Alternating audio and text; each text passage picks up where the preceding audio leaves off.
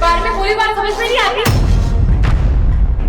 तुझे मैंने बोला जाके मेरे लिए चाय बना और यहाँ पे खाना खाने की तैयारी कर रहा है। चाय कौन बनाएगा मेरे लिए? बेटा क्या है ना कि मैंने सुबह से कुछ नहीं खाया था, बहुत भूख लगी थी, बस खाना खाने के लिए बैठा था मैं। पूरे दिन ठूसने का ही काम करना है तुझे? एक काम बोला मैं जाके चाय बना दे मेरे लिए, तुझसे वो भी नहीं हो रहा है। बैठे बैठे बैठे रोटी तो रोला मत, अब जाकर मेरी चाय। ठीक है। ओ ये जो कचरा भी खेरा है वो कौन खाएगा? कि तेरा बाबू उठाएगा कि या मैं उठाऊं? उठाते हैं। चाय बना के लेके आई है, चला।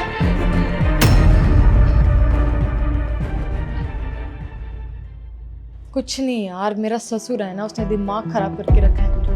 एक काम करने को बोलती वो काम होता ही नहीं है, पूरा दिन बैठे बैठे आराम करता रहता है। एक काम बोल दूं तो सुबह बहाने उसके शुरू हो जाते हैं। अभी भी चाय बनाने को बोला है महाराज को, अभी भी चाय लेके नहीं आया। 15 मिनट हो गए चाय बनाते हुए। अब तू बता, एक कप चाय बनाने में 15 मिनट लगता है? अभी बता बुड्ढे, चाय कब तक बनेगी? अरे ला रहा हूँ बेटा, चाय बनने में टाइम लगता है, आ रहा हूँ लेकर। इसके तो बहाने ही खत्म नहीं होते। मेरा तो बस नहीं चलता इस घर में। मैं तो ना इसका बोरिया बिस्तर उठाकर धक्के मार के बाहर निकलूं। दिमाग खराब कर रखा है सच में, मुसीबत है, बोझ है मेरे सर पे।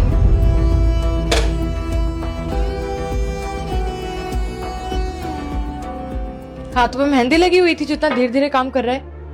बेटा चाय बनाने में टाइम लगता है, चाय तो बना रहा था, लेकर तो आया हूँ। लो। ओ हेलो, तुझे बोला मैंने जाने के लिए? यहाँ पे खड़ा रहे चुपचाप।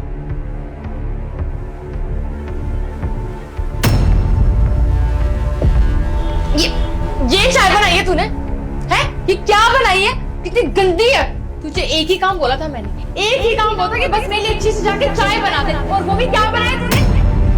पूरे दिन में काम क्या करता है तू? एक काम भी नहीं होता है क्या तुझसे? मेरे सर का बोझ बन के समझ में नहीं आता क्या कर। मुझे बता दो तुम्हें क्या करना है।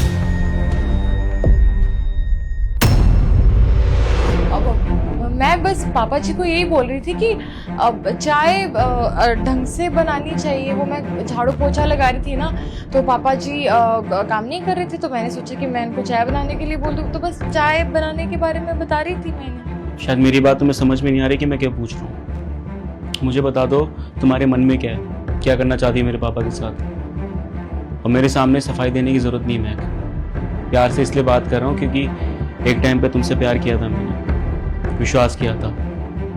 तुम्हारे सामने बस एक शर्त रखी थी कि तुम्हारी खुशियों का मैं ध्यान रखूंगा, लेकिन मेरी पापा की खुशियों का ध्यान तुम रखोगी। क्योंकि काम के सिलसिले में मैं बाहर जाता था, तुम्हारा ध्यान मैं रखता था, पैसे मैं कमाता था। क्यों? क्योंकि मैं नहीं चाहता था कि कल को एक लड़की घर में आए और वो किसी भी चीज़ों को स्ट्रगल करे, किसी भी चीज़ों की स्ट्रगल को फेस करना पड़े, है ना। इसलिए बाहर जाके मेहनत करता था। अगर मैं तुम्हारी खुशियों का ध्यान रख सकता तो एक छोटी सी शर्त ही मानी गई। मेरे पापा के साथ ये सब किया तुमने। अभी थोड़ी देर पहले मैं भी आया था, जब लात मारकर तुमने मेरे पापा को इसी जमीन पे फेंका था ना, जो उनका खाना बिखरा हुआ था, सब देखा मैंने। चाहता तो उस समय तुम्हें पलट के थप्पड़ मार सकता था, लेकिन मुझे उस समय कुछ समझ में नहीं आया कि चल क्या रहा है। जो लड़की घर में मेरे सामने ये दिखाती है कि अपने परिवार को बहुत ज्यादा प्यार करती हूँ, तुम्हारे पापा को बहुत ज्यादा मानती हूँ मैं, जिसका अच्छे से ध्यान रखती हूँ, मेरे पीठ पीछे ये सब चल रहा है। आज तो ऑफिस की जल्दी छुट्टी हो गई थी, इसी वजह से घर जल्दी आया कि अपनी फैमिली के साथ मैं बाहर रेस्टोरेंट में खाना खाने जाऊंगा। लेकिन शायद मुझे कुछ और ही देखना था, और भगवान दिखाना चाहता था मुझे, ये दिखाना चाहता था कि किसी पे ब्लाइंड ट्रस्ट नहीं करना चाहिए, किसी पे इतना विश्वास नहीं करना चाहिए, किसी से इतना प्यार नहीं करना चाहिए, क्योंकि वो धोखा जरूर देता है। मैं मुझे बस ये जानना है कि तुमने ऐसा किया क्या बिगाड़े मेरे पापा ने? हाँ तो कुछ गलत नहीं किया मैंने। तुम्हारे पापा यही डिजर्व करते हैं, पूरे दिन घर में पड़े रहते हैं, कोई काम नहीं करते। और वैसे भी आज तक किया ही क्या इन्होंने तुम्हारे लिए? ये घर भी तुमने अपने पैसों से बनवाया है, वरना अगर इनके भरोसे रहते ना, आज तक किराए के घर में भटक रहे होते हैं। अब जब तुमने इतना कुछ किया ही है, उसके बाद इनको कोई हक नहीं बनता यहाँ पे रहने का, तब भी रह रहे हैं ना, तो यहाँ पे रह रहे हैं तो यहाँ पे काम करना पड़ेगा, और मैं तो काम करवाऊंगी। बेटा पापा बस, अब आपकी नहीं सुनूंगा मैं। आपके सामने कितनी बदतमीजी से बात कर रही है, वो भी किसके खिलाफ? मेरे पापा के खिलाफ। बोलने से पहले सोच तो ले किसके बारे में बोल रही हो। जिस बाप की तुम बात कर रही हो ना, शायद तुम्हें नहीं पता कि कितनी स्ट्रगल से, कितनी मेहनत से मुझे पाल पोस के बड़ा किया है। आज जो अच्छी भली इज्जत की नौकरी कर रहा हूं ना, सिर्फ और सिर्फ अपने पापा की वजह से। तुम्हें याद है शायद वो पता भी नहीं होगा, क्योंकि मैंने स्टोरी बताई नहीं है, क्योंकि तुमने कभी जानने की कोशिश नहीं करी कि मेरी लाइफ की स्टोरी क्या रही है। लेकिन आज मैं बताऊंगा। तुम जिसकी इतनी बेइज्जती कर रही हो, जिसके बारे में इतना बुरा भला बोल रही हो, उस इंसान से मैंने बचपन में एक जिद कर ली थी कि मुझे ये खिलौना चाहिए। लेकिन उस समय मेरे पापा स्ट्रगल कर रहे थे, उन पे शायद पैसे होंगे कि नहीं होंगे मुझे नहीं पता, लेकिन मैंने बोला था कि खिलौना चाहिए मुझे। मेरे पापा ने पता नहीं कहां से जुगाड़ करे पैसों का, और शाम में वो खिलौना मेरे सामने था, मेरे नजरों के सामने था। ये सिर्फ और सिर्फ एक बाप कर सकता है, एक माँ कर सकती है। जब माँ मुझे बचपन में छोड़ के चली गई थी ना, तब मुझे समझ भी नहीं थी कि माँ क्या होती है। लेकिन जब धीरे धीरे बड़ा हुआ, जब स्कूल गया, तब पता चला कि माँ भी कोई चीज होती है। लेकिन इन्होंने मुझे कभी वो कमी महसूस नहीं होने दी। माँ बन के, बाप बनकर, दोनों बनकर मुझे पाला पोसा, और आज अपने पैरों पे खड़ा हूं तो सिर्फ इनकी वजह से। और तुम मुझे सिखाती हो कि मेरे घर में कौन रहेगा कौन नहीं रहेगा, हैं? कल की आई औरत मेरा घर बिगाड़ेगी। मैं जितना मैं प्यार करता हूं उससे ज्यादा कहीं बदतमीज हो अपने पापा के लिए।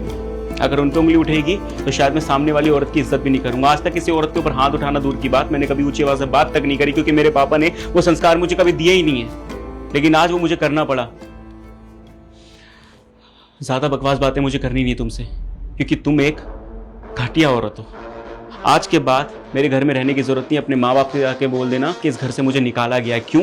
रीजन तुम्हारे सामने है। अगर तुम्हें नहीं बताया जाएगा तो शायद मैं बताने आ जाऊंगा, लेकिन आज के बाद इस घर में तुम नहीं रहोगी। निकलो यहाँ से। राजा, आई एम सॉरी। पापा जी, आई एम सॉरी। मुझे ऐसा बर्ताव नहीं करना चाहिए था आपके साथ। आई प्रॉमिस आज के बाद दोबारा ऐसी हरकत नहीं होगी। पापा जी से अच्छे से बात करूंगी मैं, कभी बदतमीजी नहीं करूंगी, ना इनके ऊपर चिल्लाऊंगी। नहीं पापा, इस बार इसे माफ नहीं करूंगा मैं। अगर मुझ पे किया होता ना तो शायद माफ कर देता, लेकिन आपके ऊपर उंगली उठे मुझे वो पसंद नहीं है। मैं बहुत प्यार से बोल रहा हूँ, निकल जाओ मेरे घर से। निकलो।